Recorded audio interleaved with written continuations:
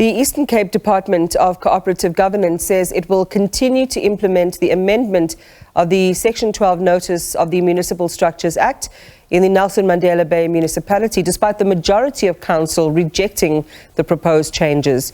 The COGTA MEC, Xolile Nqata, wants to change the current Mayoral Committee governance system in the Metro to a ward participatory system for a more inclusive form of government. On Friday, 64 members of the 120-seat council voted against the proposal, saying it is an attempt to keep the ANC in power. And Nqonji reports. Political instability, a non-functional mayoral committee, and poor service delivery. These are the listed reasons behind the proposed change. But the EFF and DA believe there is a more sinister reason behind it. We are of the view that the MEC does not have a genuine reason for wanting to implement that Section 12. We feel that the reasoning is biased, there is a political agenda.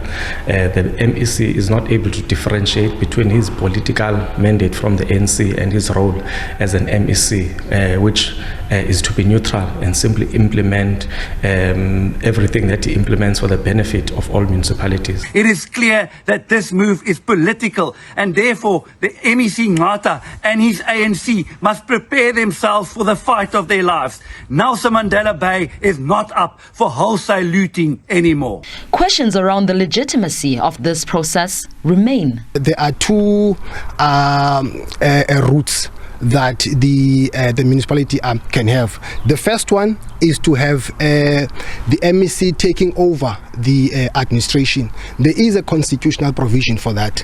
The second option is to have a rerun. But I think as things stand, I think the MEC wants to bring the ANC through the back door and make them to take over. The COGTA department says the proposal is not up for discussion. Council members were only expected to note the process, not vote on it.